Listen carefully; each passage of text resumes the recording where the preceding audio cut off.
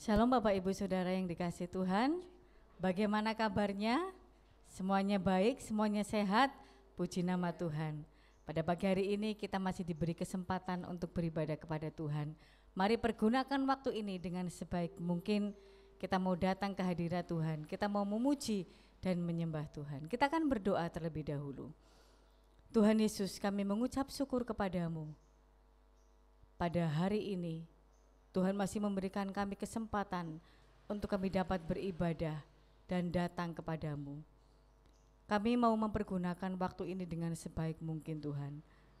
Memuji Tuhan dengan sepenuh hati kami, menyembah Tuhan dengan seluruh kehidupan kami.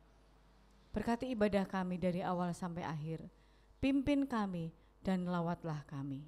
Terima kasih Tuhan, di dalam nama Tuhan Yesus Kristus kami berdoa. Amin. Bapak Ibu Saudara yang dikasihi Tuhan, kita melihat bahwa dunia di mana kita tinggal hari-hari ini penuh dengan masalah, bahkan pandemi hampir 1,5 tahun ya, sudah 1 tahun lebih belum berakhir. Ya, dunianya semakin gonjang ganjing, tetapi kita sebagai anak-anak Tuhan, ya biarlah kita tetap gandul sama Gusti.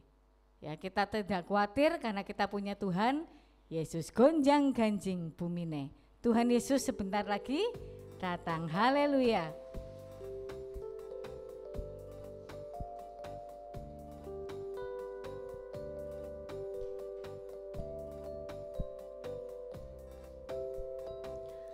Gonjang ganjing bumine, gelap kelip langite, pratandane Yesus wis cedak rawuhe.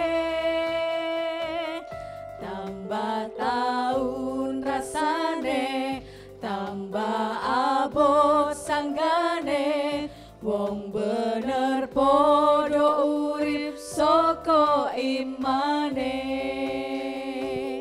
Sing sugih podo bingung ngumpetake bandane, sing mlarate malelo mikir butuhe. Ning kanggone wong Kristen tetep ayem lan tentrem, sugih mlarat sing penting Gusti Yesus. Gonjang ganjing, gonjang ganjing bumine, gelap kelip langite, pratandane Yesus wis cedak rawuhe. Tambah taun rasane, tambah abot sanggane, wong bener podo urip saka imane. Sing sugih podo bingung ngumpetake bandane, sing mlarate malelo mikir butuhe. Ning kanggone wong Kristen tetep ayem lan tentrem, sugih mlarat sing penting Gusti Yesus. Gonjang ganjing, gonjang ganjing bumine, gelap kelip langite, pratandane Yesus wis cedak rawuhe. Tambah taun rasane, tambah abot sanggane, wong bener podo urip saka imane. Sing sugih podo bingung ngumpetake bandane, sing mlarate malelo mikir butuhe. Ning kanggone wong Kristen tetep ayem lan tentrem, sugih mlarat sing penting Gusti Yesus. Sepindah malih gonjang ganjing, gonjang ganjing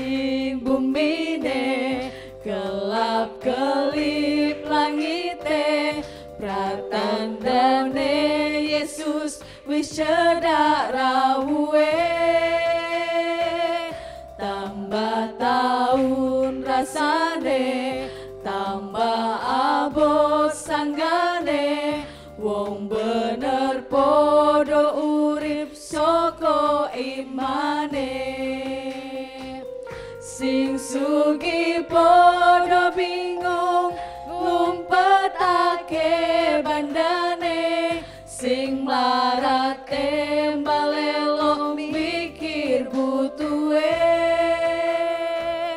Ning kanggone wong Kristen tetep ayem lan tentrem, sugih mlarat sing penting Gusti Yesus. Sing sugih podo bingung, sing sugih podo bingung ngumpetake bandane, sing mlarat tembalelo mikir butuhe.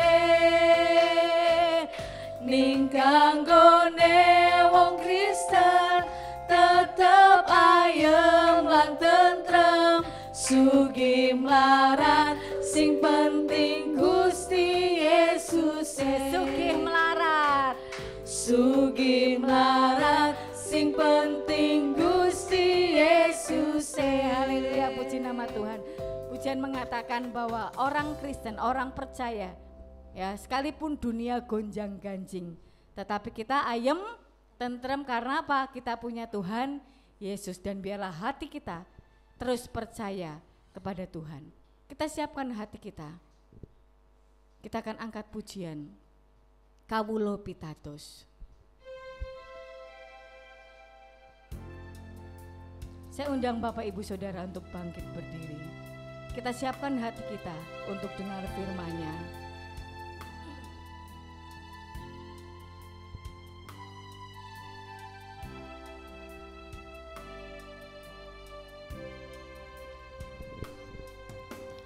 Waktu aku kesasar lumangku, waktu aku ra ngerti kesambung, nanging tetep ngugemi janjimu, pengarepanku amung Gustiku. Waktu aku kesasar lumangku, waktu aku ra ngerti kesambung, nanging tetep ngugemi janjimu, pengarepanku amung Gustiku. Pitados ing Gusti, pitados ing Gusti, pitados ing Gusti, tansah pitados ing Gusti. Waktu aku kesasar, waktu aku kesasar lumangku, waktu aku ra ngerti kesambung, nanging tetep ngugemi janjimu, pengarepanku amung Gustiku. Pitados ing Gusti, pitados ing Gusti, pitados ing Gusti, tansah pitados ing Gusti, pitados ing Gusti, pitados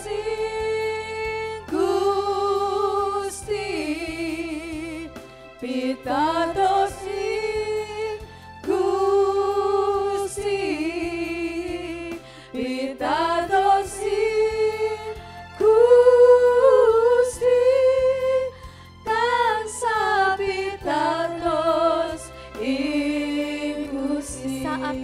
tak melihat jalanmu, saat ku tak melihat jalanmu, saat ku tak mengerti rencanamu, namun tetap ku pegang janjimu.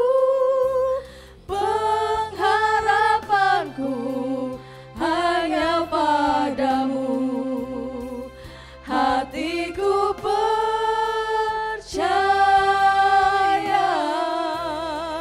hatiku percaya, hatiku percaya,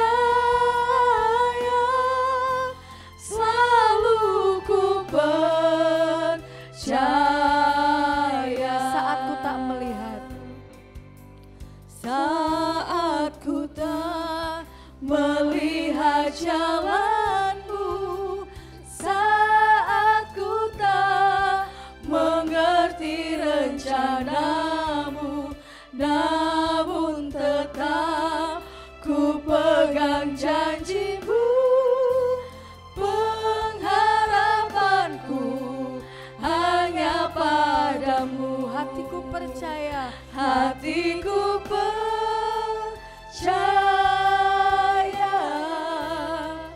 hatiku percaya, hatiku percaya, selalu ku percaya, hatiku percaya, hatiku percaya,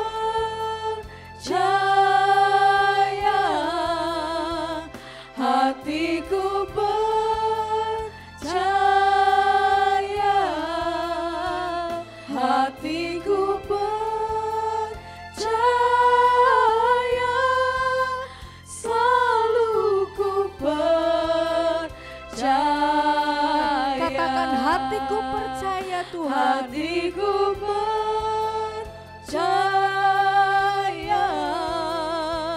hatiku percaya,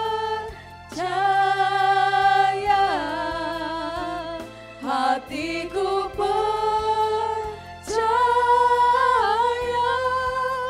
selalu ku percaya, hatiku percaya, hatiku percaya,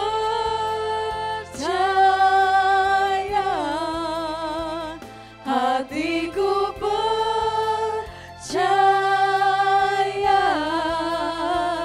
hatiku percaya,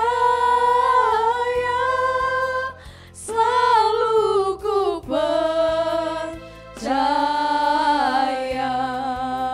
selalu ku percaya, selalu ku percaya. Haleluya, haleluya. Hati kami percaya, kami percaya Yesus. Haleluya, haleluya, haleluya. Terima kasih Yesus, terima kasih Yesus. Hati kami percaya, hati kami percaya Yesus, Yesus. Kami berseru padamu Yesus, Yesus, Yesus. Terima kasih Tuhan, terima kasih Yesus, terima kasih, terima kasih, terima kasih. Terima kasih Bapa di dalam surga.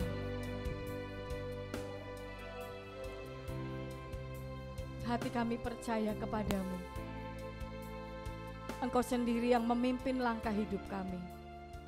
Engkau sendiri yang memegang tangan kami Tuhan. Kami menautkan hati kami hanya kepada Tuhan. Pegang tangan kami terus, jangan pernah lepaskan kami Tuhan.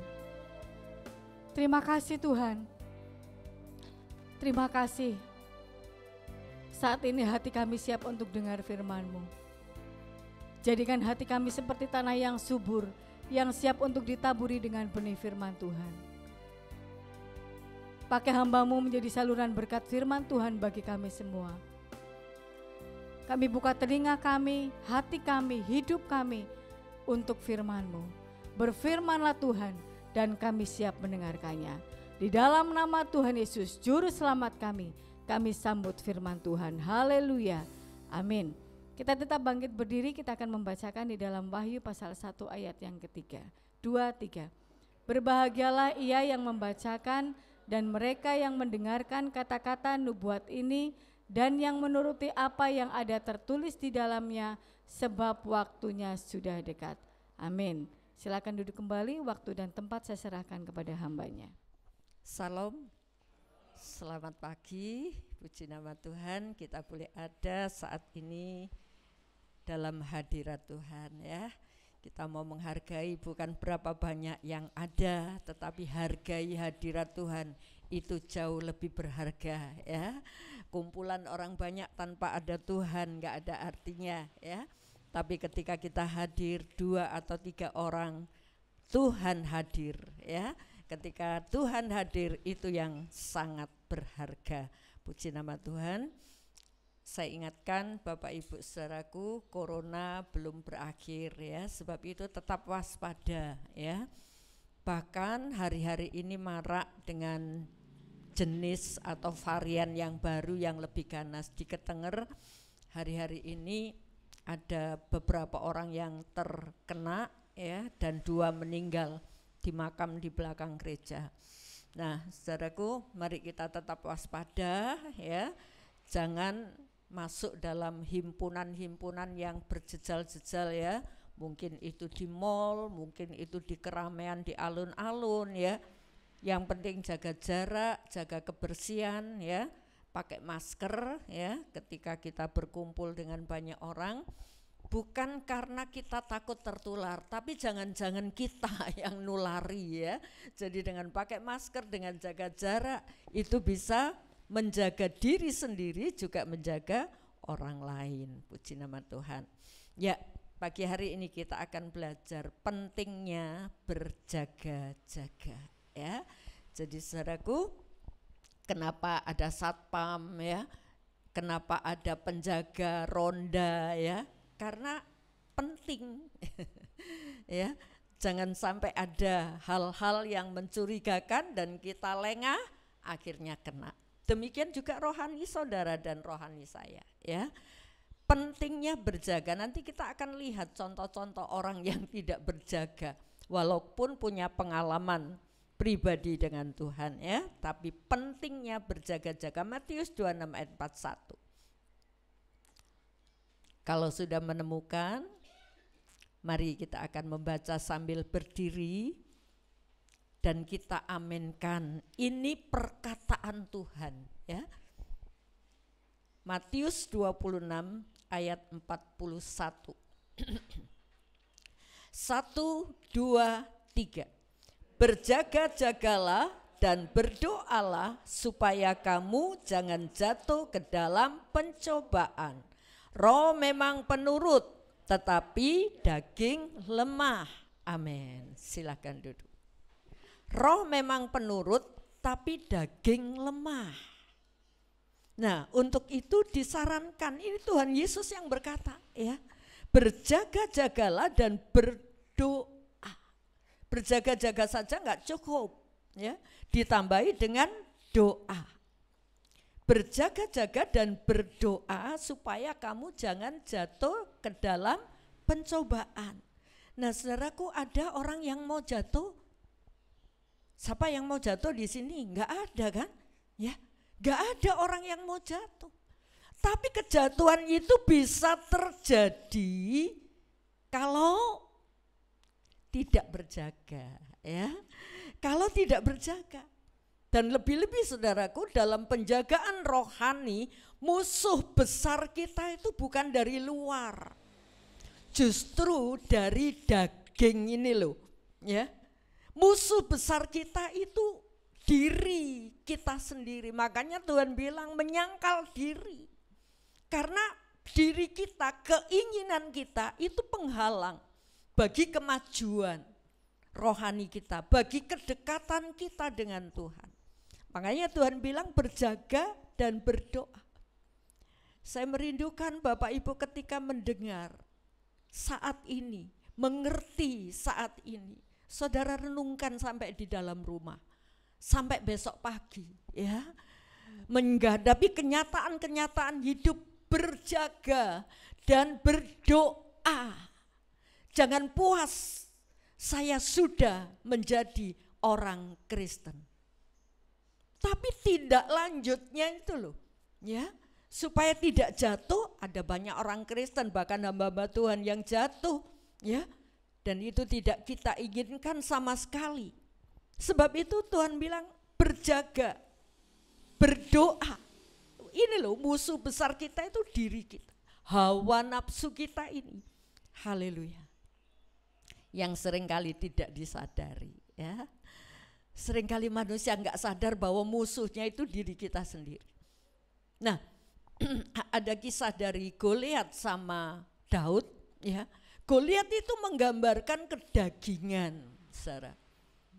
Jadi kedagingan itu begitu besar, Daud yang kecil. Tapi bisa terkalahkan bukan dengan pedang, tapi hanya dengan apa adanya yang dimiliki oleh Daud, serta penyerahan. Hanya dengan batu kali itu, dengan kuasa Allah nembus batuknya, dahinya dari Goliat. Saudaraku, musuh besar kita adalah diri kita sendiri. Nah, saudaraku, kita akan melihat beberapa contoh. Kalau kita tidak berjaga, kita bisa jatuh ke dalam pencobaan karena musuh yang terutama musuh kedagingan kita. Ada beberapa contoh di dalam Alkitab yang tidak berjaga jatuh dalam pencobaan karena nafsu, ya. Puji Tuhan. Ya. Nah,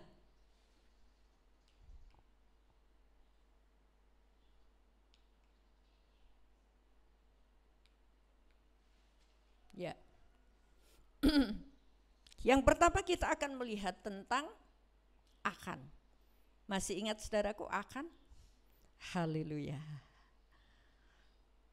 Kisahnya adalah ketika Akan ingin sesuatu yang bukan miliknya, ya. Kita baca dari Yosua pasal 7 ayat 1. Yosua pasal 7 ayat 1. Tetapi orang Israel berubah setia dengan mengambil barang-barang yang dikhususkan itu, karena Akan bin Karmi bin Zabdi bin Serah dari suku Yehuda mengambil sesuatu dari barang-barang yang dikhususkan itu. Lalu bangkitlah murka Tuhan terhadap orang Israel. Ya, lihat saudaraku, bangkitlah murka Tuhan terhadap orang Israel. Karena apa? Akan nafsu. Ketika Yosua dan orang-orangnya mengalahkan Yeriko, Tuhan pesan, kamu khususkan barang-barang, ya, yang dikhususkan untuk Tuhan. Ini untuk Tuhan, enggak boleh untuk siapapun, untuk prajurit yang perang pun enggak, ya, tapi dikhususkan untuk Tuhan. Nah, akan melihat di Yosua 7 ayat 1, akan melihat, ingin, waduh, eman ya kalau itu dipersembahkan buat Tuhan. Sayang sekali, aku tak ngambil sebagian, enggak akan ada yang lihat, saudaraku. Dan akan mulai mengambil sebagian itu, ditaruh di dalam kemahnya, disimpan di dalam kemahnya, dan akan mengambil apa yang bukan miliknya. Karena apa? Ingin. Masih ingat hukum ke-10 dari 10 hukum Allah, hukum yang ke-10. Ada yang ingat? Guru-guru sekolah minggu? Ada anak remaja? Apa? Jangan ingin. Jangan ingin apapun yang dimiliki oleh orang lain. Jangan menginginkan hambanya, kambingnya, dombanya. Jangan ingin. Hukum ke-10. Nah ini akan. Saudaraku, saudara dan saya punya nafsu keinginan. Bukan berarti kita nggak boleh punya keinginan. Tapi kendalikan. Haleluya. Kendalikan. Kalau itu bukan hak kita. Kendalikan. Haleluya. Nah saudaraku, ini akan punya nafsu ingin. Yang akhirnya Tuhan murka. Murkanya apa? Bukan cuma pada akan. Murkanya ketika perang kelanjutan dalam musuh yang kecil, ya, memerangi Ai, mereka kalah. Ini murka. Saudaraku, ketika seluruh jemaat tidak memiliki kemenangan, itu kekalahan yang besar. Dan Yosua nangis, Tuhan kenapa? Dan Tuhan tunjukkan ada dosa, dan Tuhan tidak langsung menunjukkan akan, ya. Walaupun Tuhan tahu ada dosa di antara orang Israel. Kamu kumpulkan tua-tua Israel, satu suku wakil-wakil, 12 suku. Kena satu suku diundi, satu suku diundi lagi, beberapa puak-puaknya kena, dan akhirnya diurut, kenalah akan. Dan akan harus dihukum mati dengan dilempari batu.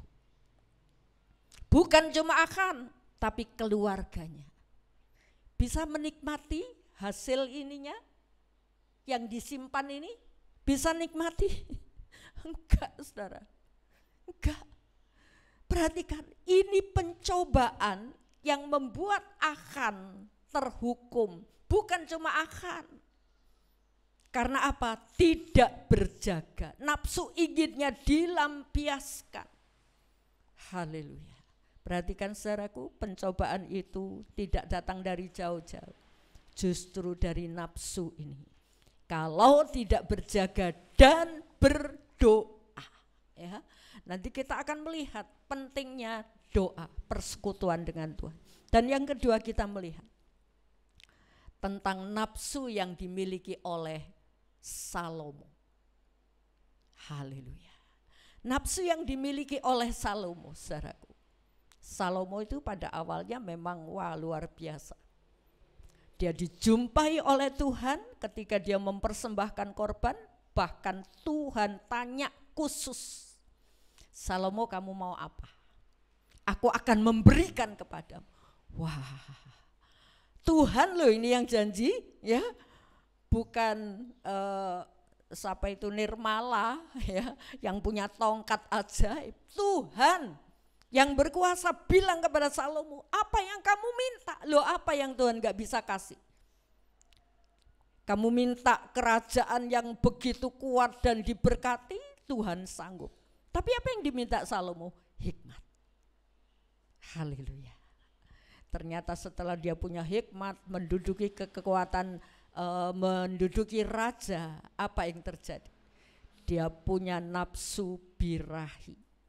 Sampai akhirnya pada masa tuanya, istri-istrinya itu membawa dia dalam penyembahan berhala. Membawa dia jauh dari Tuhan. Ya, haleluya. Nah saudaraku, kita melihat, coba dibacakan dalam 1 Raja-Raja pasal 11 ayat 3 dan 4. 1 Raja-Raja, ya. Ia mempunyai 700 istri dari kaum bangsawan dan 300 kundik. Istri-istrinya itu menarik hatinya daripada Tuhan. Sebab pada waktu Salomo sudah tua, istri-istrinya itu mencondongkan hatinya kepada allah-allah lain, sehingga ia tidak dengan sepenuh hati berpaut kepada Tuhan Allahnya seperti Daud ayahnya. Ya, tidak dengan sepenuh hati berpaut pada Tuhan, tidak dengan sepenuh hati. Jangan bangga dengan pengalaman masa lalu, saudaraku. Ya, masa lalu mungkin aku dulu setia, aku rajin, aku menginjil. Tapi bagaimana akhir hidup? Bisakah itu dipertahankan? Haleluya. Ya, kesetiaan kita harus dipertahankan sampai akhir.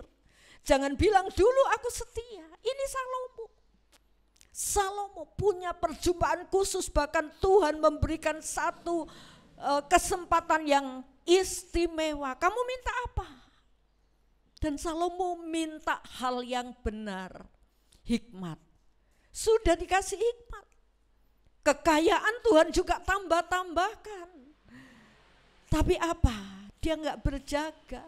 Nafsu birahinya dia lampiaskan. Sampai akhirnya disebutkan di ayat 3 itu. Dia mempunyai 700 istri, 300 selir. Ya, dan istrinya itu membuat dia jauh dari Tuhan. Pasangan hidup itu sangat menentukan. Ketika pasangan hidup kita jauh dari Tuhan, cenderung bisa menarik kita.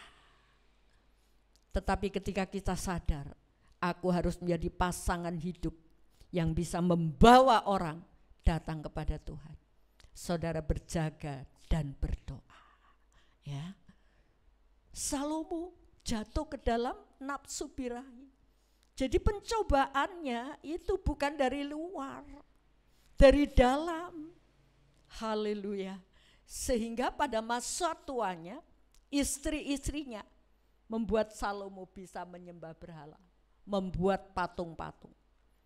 Ya, jadi istri-istrinya ini tidak dibawa untuk berdoa kepada Tuhan, tapi Salomo mungkin dia merengek-rengek, Mas, buatkan saya kuil patung untuk kami sembah karena ini iman saya. Ya wis, enggak apa-apa. Jadi istri-istrinya itu dibuatkan patung-patung dan Salomo membiarkan. Bukan membuat, tidak itu salah, enggak. Tapi Salomo hanyut dalam ini. Haleluya. Saudaraku, ini nafsu birahi yang seringkali tidak terkendalikan dan membuat Salomo jatuh. Padahal dia punya pengalaman perjumpaan dengan Tuhan, bukan cuma 1 kali, 2 kali dia punya perjumpaan dengan Tuhan. Dan akhirnya apa? Salomo jatuh. Pada akhir masa hidupnya dia menggubah Amsal pengkhotbah itu, dia tulis sia-sia. Segala sesuatu yang ada di bawah matahari ini sia-sia. Salomo punya kekayaan yang begitu besar, ya, sampai perak itu dianggap seperti batu yang keleleran di jalan dulu. Perak itu banyaknya seperti itu. Zaman Salomo. Emas yang murni, emas yang tua, emas yang bagus, kayu-kayu cendana yang mahal yang saat ini enggak pernah terlihat lagi, itu zaman Salomo. Jayanya luar biasa. Dan itu membuat dia jatuh. Hati-hati, saudaraku, dengan keadaan yang sedang Tuhan percayakan kepada kita. Mungkin kesehatanmu, jagalah itu. Ya, karena kesehatanmu bisa engkau pakai untuk melayani Tuhan, melayani keluarga, ya, hidup dengan baik. Jangan sembrono. Haleluya. Ketika Tuhan memberkati saudara lebih, jangan sembrono menggunakannya. Itu kepercayaan Allah untuk saudara kelola. Haleluya. Bukan milikmu. Haleluya. Itu kepercayaan Allah. Miliki hikmat untuk bisa menggunakan dengan baik.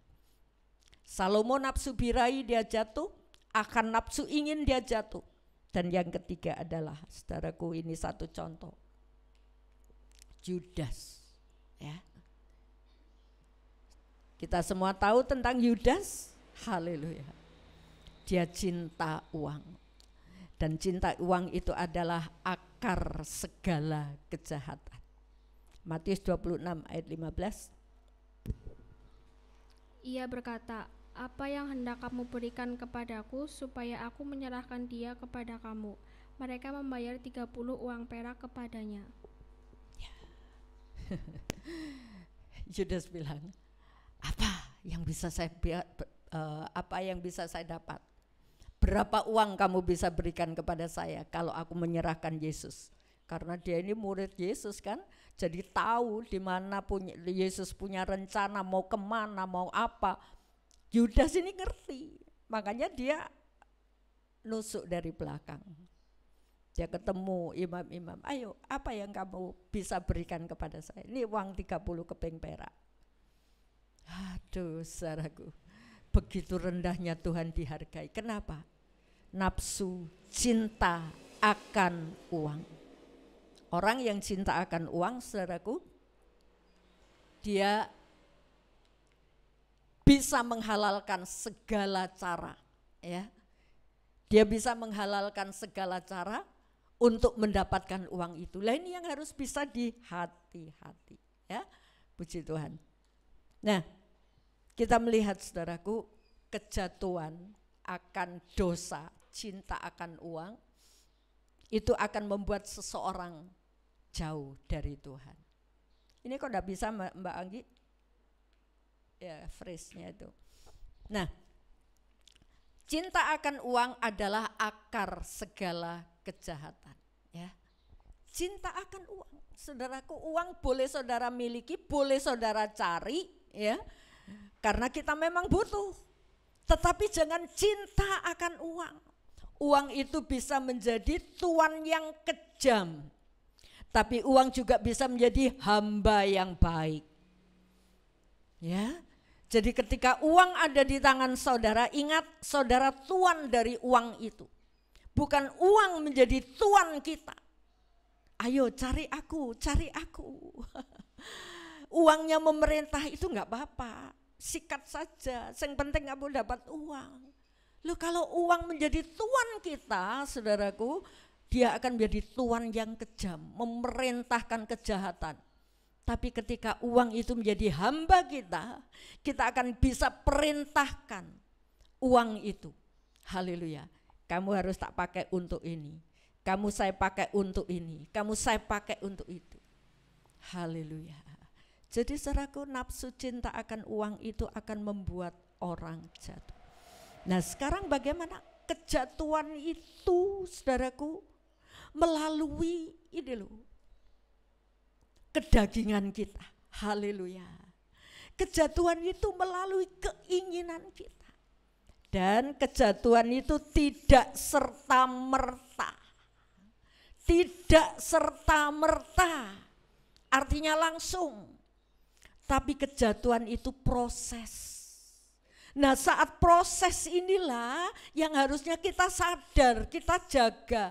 Enggak. Proses kejatuhan dari misalnya si Salomo, itu ada proses panjang yang harusnya membuat dia sadar. Enggak. Aku orang beriman harus membawa istriku beriman. Harusnya itu Salomo.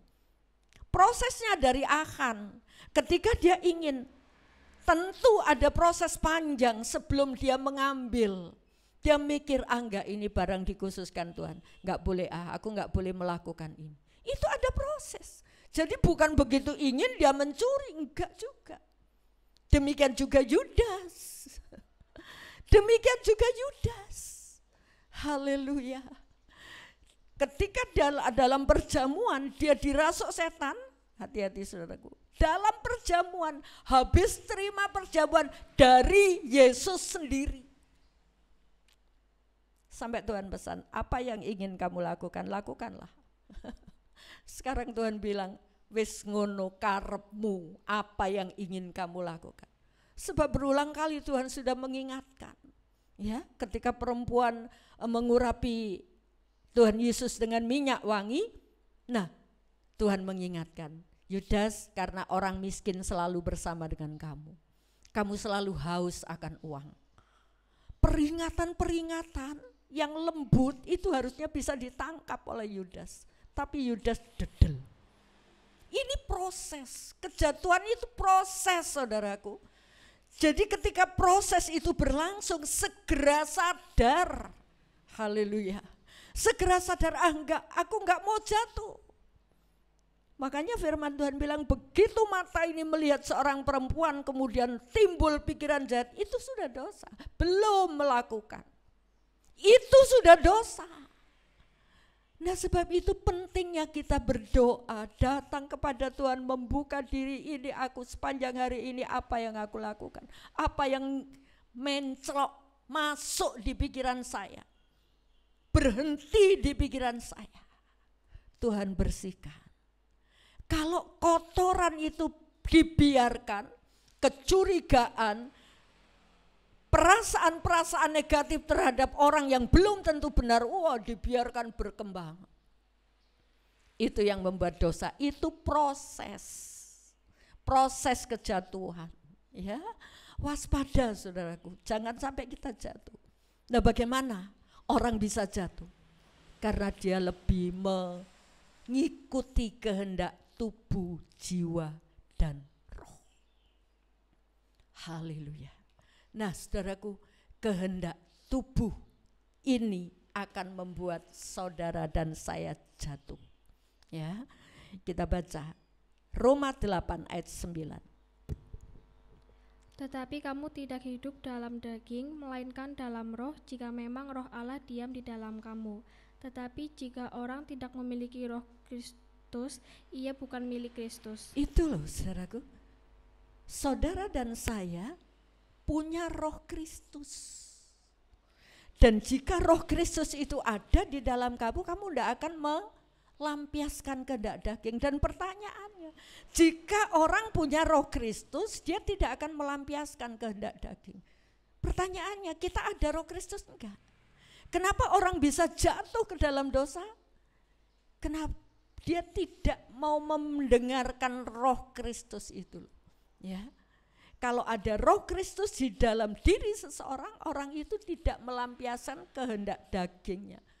Proses ini akan membuat dia sadar. Haleluya. Proses kejatuhan itu akan membuat dia sadar dan dia balik. Haleluya. Bukan berarti saudara dan saya tidak pernah punya keinginan dosa. Bisa jadi. Tapi kalau ada roh Kristus itu menyadarkan. Nah ini fungsinya. Sekarang pertanyaannya, kita mau perhatikan suara roh Kristus itu atau enggak gitu loh. Ya, haleluya. Mari saudaraku miliki, dan saya yakin Tuhan sudah memberikan roh. Hari Pentakosta sebentar lagi kita peringati. Pentingnya roh itu kita terima. Ya. Bukan hanya saat manifestasi saja ada tanda-tanda, ya. Tetapi saat kehidupan sehari-hari, biarlah roh itu memimpin saudara. Yang memiliki roh Kristus, haleluya, tidak hidup dalam daging. Roma pasal 8 ayat 5. Sebab mereka yang hidup menurut daging memikirkan hal-hal yang dari daging. Mereka yang hidup menurut roh memikirkan hal-hal yang dari roh. Ya, sekarang kita hidup yang mana? Hidup dalam daging atau dalam roh? Kalau hidup dalam roh memikirkan hal-hal yang rohani. Jadi ketika akan mau mencuri, mikir dulu. Ini punya Tuhan, gak boleh ini bukan milik saya, ini bukan hak saya. Jangan hidup dengan hak milik orang lain, apalagi itu milik Tuhan. Ya, enggak boleh. Lah itu ada harusnya. Ya, kalau orang ada roh Kristus, dia punya itu. Haleluya. Dan tidak melampiaskan kehendak dagingnya. Dia akan menuruti roh itu. Haleluya. Puji nama Tuhan. Jadi saudaraku, ini contoh-contoh orang yang jatuh dalam pencobaan karena tidak berjaga-jaga. Nah, bagaimana supaya kita tidak jatuh dalam pencobaan, ya? Kita akan melihat, kita akan belajar bersama-sama. Jadi tips ini, pelajaran ini coba renungkan, bukan hanya kita dengar saat ini, ya.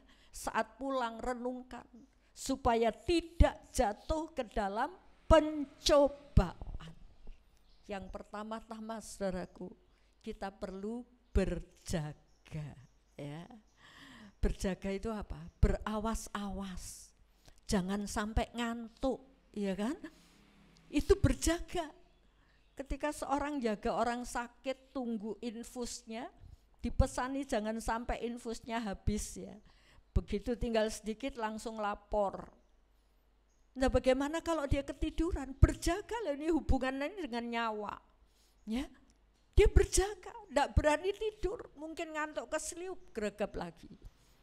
Nah, saudaraku, berjaga itu berawas-awas terhadap musuh. Ya. Berjaga. Jangan sampai musuh itu kita lengah, musuh punya kesempatan untuk menyerang. Kalau tidak berjaga, kita yang diserang. Tapi ketika kita berjaga, kita akan mengantisipasi pekerjaan musuh. Ya. Coba kita baca 1 Raja-Raja 12. Ayat yang ke-9 dan 10. Katanya kepada mereka, apakah nasihatmu supaya kita dapat menjawab rakyat yang mengatakan kepadaku, ringankanlah tanggungan yang dipikulkan kepada kami oleh ayahmu. Lalu orang-orang muda yang sebaya dengan dia itu berkata, beginilah harus kau katakan kepada rakyat yang telah berkata kepadamu, ayahmu telah memberatkan tanggungan kami, tetapi engkau ini berilah keringanan kepada kami. Beginilah harus kau katakan. 1 Raja-Raja pasal berapa? Pasal 12. 1 Raja-Raja 12 ayat 9 dan 10. Bentar, saya salah tulis ini. Pasal 11, bukan pasal 12. 1 Raja-Raja pasal 11 ayat 9 dan 10. Sebab itu Tuhan menunjukkan murkanya kepada Salomo, sebab hatinya telah menyimpang daripada Tuhan Allah Israel, yang telah 2 kali menampakkan diri kepadanya, dan yang telah memerintahkan kepadanya dalam hal ini supaya jangan mengikuti allah-allah lain, akan tetapi ia tidak berpegang pada yang diperintahkan Tuhan. Ini awal kejatuhan Salomo. Dia tidak berjaga-jaga. Ada firman Tuhan, ya, yang pernah dia dengar, tapi dia nggak mau dengar itu. Ya.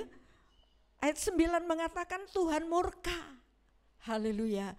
Tuhan menunjukkan murkanya kepada Salomo sebab hatinya telah menyimpang daripada Tuhan Allah Israel yang telah 2 kali menampakkan diri kepadanya. Pengalaman masa lalu tidak menjamin Salomo tidak jatuh. Tapi karena dia tidak berjaga, dia punya pengalaman 2 kali yang istimewa dijumpai oleh Tuhan. Haleluya. Tapi itu membuat dia jatuh. Kenapa? Ayat 10 mengatakan yang Tuhan telah memerintahkan kepadanya dalam hal supaya jangan mengikuti allah-allah lain. Tuhan sudah perintah, awas loh. Tahtamu itu akan tetap. Kalau kamu tetap berpaut pada Tuhan, tidak mengikuti allah lain. Tapi nafsu birahinya Salomo membuat menarik Salomo untuk jatuh pada penyembahan allah-allah lain. Haleluya. Dan Tuhan bilang apa? Dari istrimu itu kamu jatuh. Kenapa? Dia tidak berjaga. Ya. Ini salah satu contoh dia tidak berjaga. Jangan bangga dengan pengalaman masa lalu.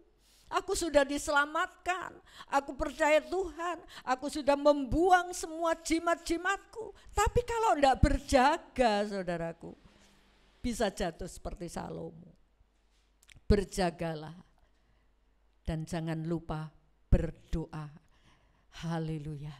Bagaimana supaya kita tidak jatuh dalam pencobaan, saudaraku? Selain berjaga-jaga, kita juga berdoa. Ya. Kita harus berdoa, bukan cuma berjaga-jaga, ya, tapi perlu berdoa. Berdoa itu apa? Bukan cuma minta sama Tuhan, ya. Berdoa itu, isi dari doa itu bukan cuma minta, tapi hubungan dengan Allah. Punya relasi yang baik dengan Allah. Punya hubungan dengan Allah. Haleluya. Dan ketika kita punya hubungan dengan Allah, berdoa itu bukan cuma minta-minta, sekali lagi saudaraku. Jadi kalau butuh kita datang, Tuhan tolong saya mau bekerja, Tuhan tolong saya, berkati saya, Tuhan tolong sembuhkan saya. Itu enggak salah dan itu memang benar. Kita perlu meminta kepada Tuhan. Tapi satu hal, berdoa itu menjalin hubungan dengan Tuhan.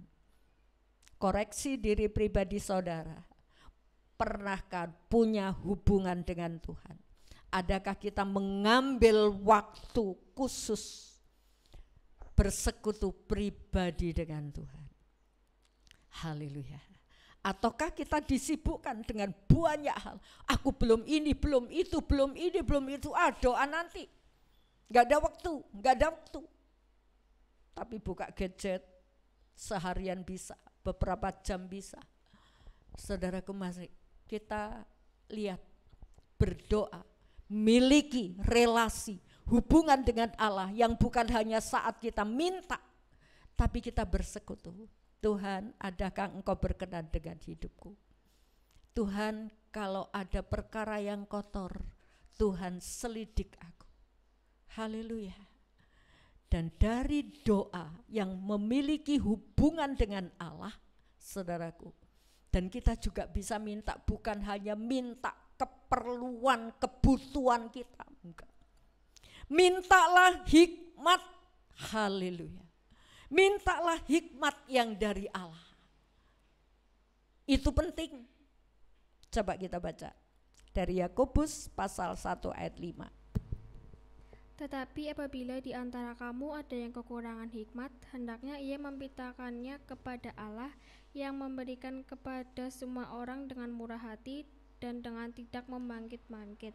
Amin. Itu loh saudaraku. Kita kalau datang kepada Tuhan minta apa? Kalau kita datang berdoa kepada Tuhan minta apa? Mintalah hikmat.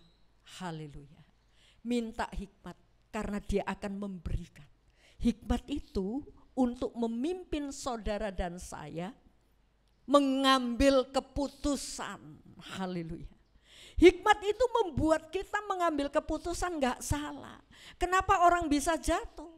Karena dia mengambil keputusan yang salah. Kalau di antara kamu ada yang kekurangan hikmat, minta. Haleluya. Minta hikmat dari Tuhan. Ini pentingnya berdoa. Jadi berdoa bukan hanya minta kebutuhan kita, tapi mintalah hikmat. Haleluya.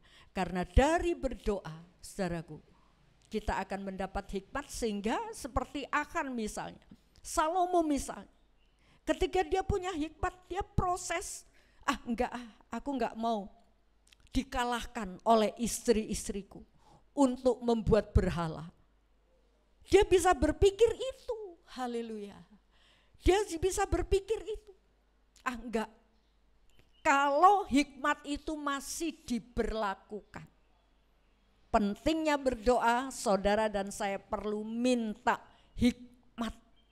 Jadi sebelum melangkah, hikmat itu akan memimpin saudara dan saya untuk mengambil keputusan sehingga tidak jatuh ke dalam pencobaan. Ini penting ya saudaraku. Dan dalam berdoa apalagi yang kita bisa dapatkan? Ada satu kekuatan, haleluya. Ada satu kekuatan supranatural, haleluya. Efesus 6 ayat 10. Efesus 6 ayat 10. Silakan. Akhirnya hendaklah kamu kuat di dalam Tuhan, di dalam kekuatan kuasa-Nya. Itu dia, saudaraku. Hendaklah kamu kuat di dalam Tuhan. Kalau punya relasi dengan Tuhan, kita punya kekuatan, yaitu di dalam kekuatan kuasa-Nya. Tuhan punya kuasa, kita itu dialirkan kepada orang yang dekat dengan Dia. Orang yang punya hubungan dengan Dia. Punya relasi. Haleluya. Dan ayat itu akhirnya hendaklah kamu kuat. Jangan ada seorang berkata, aku lemah, aku jatuh di dalam dosa, aku lemah. Ya salahmu dewe. Tuhan sudah nyiapkan kekuatan, mau mengalirkan kekuatan itu. Tapi saudaraku, kalau kekuatan itu tidak kita gunakan, bisa jatuh, ya, bisa jatuh. Jauh tapi dekat, dekat tapi jauh. Pernah saya sampaikan itu beberapa tahun yang lalu, saudaraku. Si Yudas ini dekat secara fisik, dia dekat dengan Yesus, tapi hatinya jauh dengan Tuhan. Hatinya jauh dengan Tuhan. Dia enggak gubris peringatan-peringatan Tuhan. Akhirnya dia jatuh. Ini salah satu penyebab orang jatuh. Enggak gubris firman Tuhan, ya. Apa yang Tuhan Yesus katakan enggak digubris. Itu penyebab kejatuhan. Bahkan ketika ada orang-orang mengingatkan, menghangatkan kembali firman itu, marah. Biasanya orang seperti ini marah, ya. Jadi saudaraku, mari jangan sampai kita jatuh ke dalam pencobaan. Miliki kekuatan kuasanya. Dengan apa? Dengan berdoa, dengan berjaga-jaga. Haleluya. Selain itu, apa yang harus kita lakukan supaya kita tidak jatuh ke dalam dosa? Haleluya. Nah saudaraku, yang harus kita lakukan, turutilah firman Allah. Haleluya. Turutilah firman Allah. Baca, hangatkan kembali firman yang sudah kita dengar, hangatkan kembali, renungkan dalam hidup saudara, hidup saya juga. Haleluya. Supaya kita tidak jatuh ke dalam pencobaan. Karena firman itu akan menunjukkan kesalahan kita. Firman itu akan membenarkan jalan, meluruskan jalan kita. 2 Timotius 3 ayat 16. Segala tulisan yang diilhamkan Allah memang bermanfaat untuk mengajar, untuk menyatakan kesalahan, untuk memperbaiki kelakuan, dan untuk mendidik orang dalam kebenaran. Haleluya. Lihat saudaraku, segala tulisan yang diilhamkan Allah. Apa itu? Alkitab ini loh. Segala tulisan yang diilhamkan Allah bermanfaat. Haleluya. Bermanfaat untuk apa? Dikatakan bermanfaat untuk mengajar. Nah kalau enggak mau diajar ya sudah. Orang yang mau diajar tambah pandai, ya.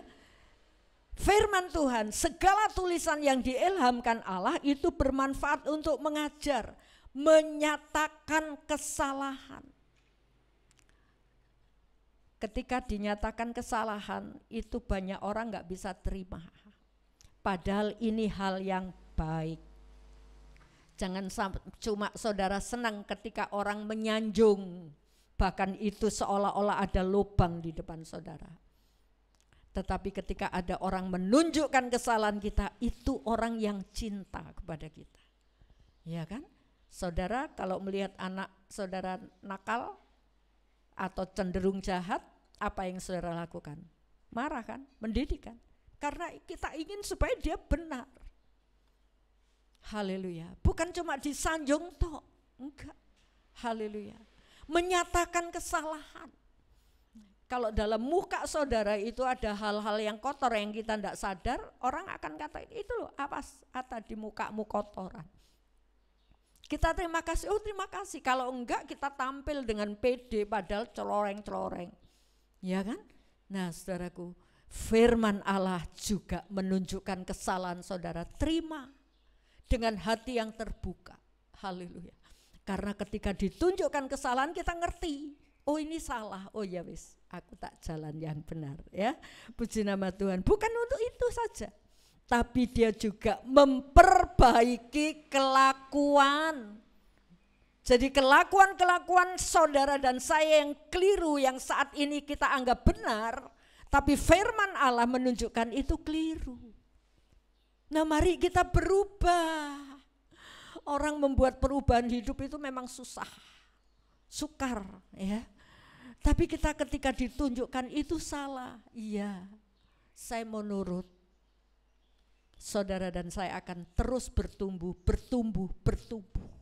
Dan ini berjaga-jaga. Haleluya. Memperbaiki kelakuan untuk mendidik orang dalam kebenaran. Jadi pentingnya firman itu.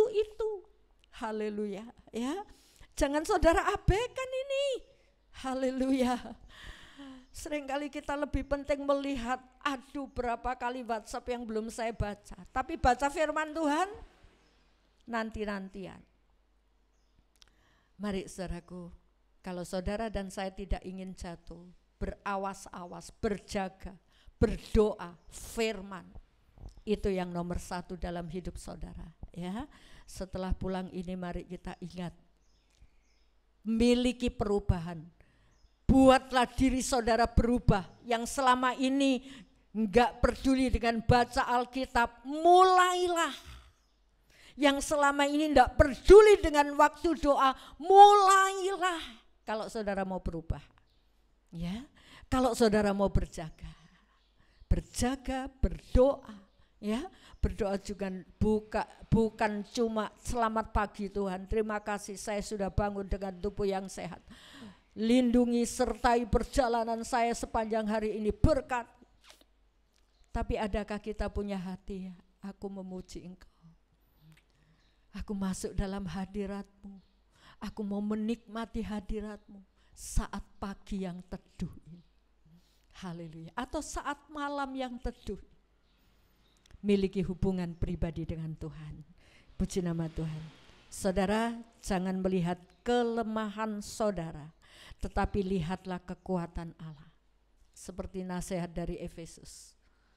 Nasihat Rasul Paulus untuk orang Efesus. Akhirnya hendaklah kamu kuat di dalam Tuhan, di dalam kekuatan kuasa. Jangan melihat kelemahanmu, tapi lihat ada kekuatan Allah yang membackup saudara, melindungi saudara, mengalir dalam hidup saudara. Dan kita kuat di dalam Tuhan. Jangan sampai ketika kita jatuh dalam pencobaan kita bilang aku lemah.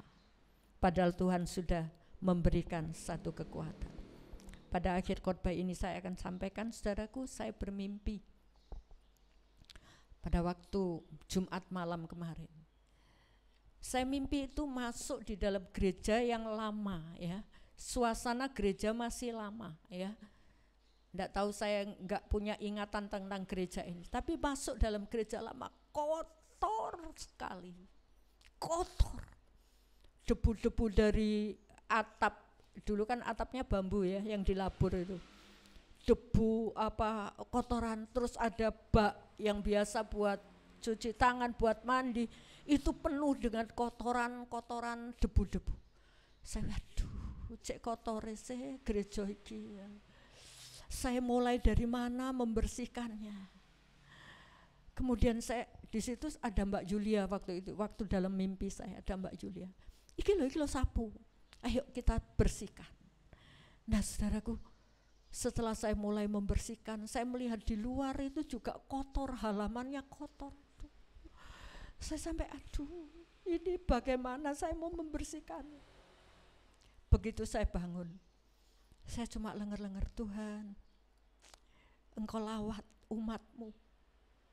Jangan sampai ada seorang pun yang membiarkan dirinya dalam kekotoran, yang tidak berjaga-jaga, yang tidak berdoa, yang cuma puas aku percaya Yesus diselamatkan. Mari saudaraku, ayo kita bangkit. Mulailah dalam hidup yang baru. Kalau hari-hari kemarin kita cuma sibuk dengan WhatsApp, banyak renungan yang kita baca, tapi enggak sampai kita lakukan. Miliki hubungan pribadi, perenungan pribadi dengan firman. Ini peringatan bukan hanya untuk saudara, tapi koreksi untuk diri saya juga. Kalau masih ada hal yang kotor, ampuni Tuhan. Ampuni hamba-Mu, ampuni umat-Mu. Sebab itu saya mengajak saudara dan saya berjaga dan berdoa. Haleluya. supaya kita tidak jatuh ke dalam pencobaan. Kita bukan hanya dilingkupi oleh virus yang mematikan, tapi kita dilingkupi oleh pengaruh-pengaruh yang jahat, pemahaman-pemahaman yang jahat. Kalau saudara tidak berdoa, tidak berjaga, tidak penuh dengan firman, kita akan terseret. Kedatangan Tuhan sudah tidak lama lagi. Tentu tidak kita inginkan kalau kita tertinggal, tapi kita rindu untuk menjadi buah sulung gereja. Mari kita berdiri bersama-sama. Berjagalah dan penuh Roh Suci, jangan masuk dalam celaka dunia.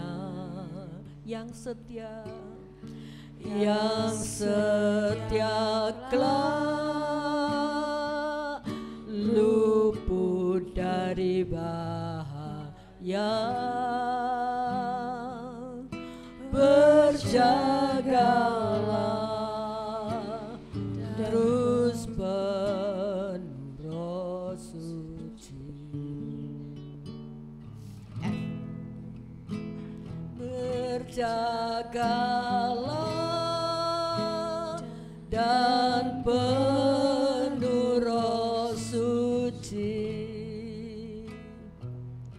jangan masuk dalam celaka dunia. Yang setia kelak luput dari bahaya. Berjagalah terus penuh Roh Suci. Berjagalah dan penuh Roh Suci, jangan masuk dalam celaka dunia. Yang setia kelak luput dari bahaya. Berjagalah terus penuh Roh Suci. Berjagalah dan penuh Roh Suci, jangan masuk dalam celaka dunia. Yang setia kelak luput dari bahaya. Berjagalah terus penuh Roh Suci. Biar singer menyanyikan pujian ini. Berjagalah dan renungkan kembali kebenaran firman itu. Dan mari kita mulai hari ini, kita berdoa, kita berjaga celaka dunia. Ya setialah sampai akhir. Bukan masa lalu kita setia, tapi pertahankan kesetiaan itu sampai akhir. Terus penuh Roh Suci. Nyanyikan bersama-sama. Berjagalah dan penuh Roh Suci, jangan masuk dalam celaka dunia. Yang setia kelak luput dari bahaya. Berjagalah terus penuh Roh Suci. Sekali lagi. Berjagalah ya Tuhan dan penuh Kudus bantu kami, Roh Kudus. Jangan masuk dalam celaka dunia, yang setialah luput dari bahaya. Berjagalah terus penuh Roh Suci. Lawat kami Tuhan, biarlah Roh Kudus melingkupi setiap pribadi. Tuhan, kuatkan anak-anak-Mu, bangkitkan semangatnya untuk mendekat kepadamu. Jangan biarkan lengah Tuhan, jangan biarkan puas dengan keadaan yang tidak maju. Engkau sanggup berbicara secara pribadi. Engkau membuka mata iman kami Tuhan, untuk melihat hal-hal yang benar. Sadarkan kami Tuhan akan hal-hal yang tidak kami sadari yang membuat kami jatuh. Tolong kami Tuhan, umat-Mu, supaya dari kami mengalir kekuatan yang baru dan memberkati orang-orang yang ada di sekeliling kami. Terima kasih buat kesehatan yang Kau berikan. Terima kasih buat berkat yang Kau percayakan. Biarlah kami hidup untuk kemuliaan nama-Mu. Terima kasih Bapa, berikan kami hikmat akal budi untuk kami menjalani hidup ini. Dalam mengambil keputusan kami tidak salah, tapi kami mengambil keputusan yang seturut dengan kebenaran-kebenaran firman-Mu. Bimbing dan pimpin kami Tuhan. Terima kasih Bapa, terima kasih. Hamba-Mu berhenti bicara, tapi kami percaya Roh-Mu menyertai, Roh-Mu menguatkan, Roh-Mu melindungi, sehingga anak-anak-Mu tidak jatuh dalam pencobaan. Terima kasih Bapa, terima kasih. Ampuni kelemahan dan kelengahan kami. Terima kasih Bapa. Dalam nama Tuhan Yesus Kristus kami sudah berdoa, dan kita akan naikkan doa Bapa kami. Bapa kami yang di sorga, dikuduskanlah nama-Mu, datanglah kerajaan-Mu, jadilah kehendak-Mu di bumi seperti di sorga. Berikanlah kami pada hari ini makanan kami yang secukupnya, dan ampunilah kami akan kesalahan kami, seperti kami juga mengampuni orang yang bersalah kepada kami. Dan janganlah membawa kami ke dalam pencobaan, tetapi lepaskanlah kami daripada yang jahat. Karena Engkau-lah yang punya kerajaan dan kuasa dan kemuliaan sampai selama-lamanya. Amin. Kami mengucap syukur buat kasih anugerah-Mu Tuhan. Biarlah peringatan firman-Mu pagi hari ini boleh benar-benar kami tangkap. Kami mau waspada, kami mau berjaga, supaya tidak jatuh ke dalam pencobaan. Dunia boleh gelap, tetapi Engkau yang akan menjadi penerang kami, dan kami harus menjadi penerang bagi dunia ini. Terima kasih Bapa. Sebentar umat-Mu akan kembali ke rumah masing-masing. Engkau curahkan berkat-Mu atas kami. Bapak Ibu Saudaraku yang kasih, pulanglah dengan damai sejahtera dari Allah Bapa, cinta kasih dari Tuhan Yesus Kristus, persekutuan dengan Roh Kudus, dan kiranya berkat jasmani terlebih berkat rohani Tuhan limpahkan dalam kehidupan saudara, baik dalam usaha pekerjaan, dalam berumah tangga, dalam pendidikan anak-anak di sekolah. Tuhan jadikan berhasil, dan setiap tangan-tangan yang sudah berbuat bagi pekerjaan Tuhan di tempat ini, Tuhan kembalikan 100 kali ganda sesuai dengan janji-Mu. Terima kasih Tuhan. Terima kasih, kami mengucap syukur Engkau melawat yang sakit Tuhan jamah dan sembuhkan, yang susah Tuhan hiburkan, yang lemah Tuhan kuatkan, yang kekurangan Tuhan cukupkan.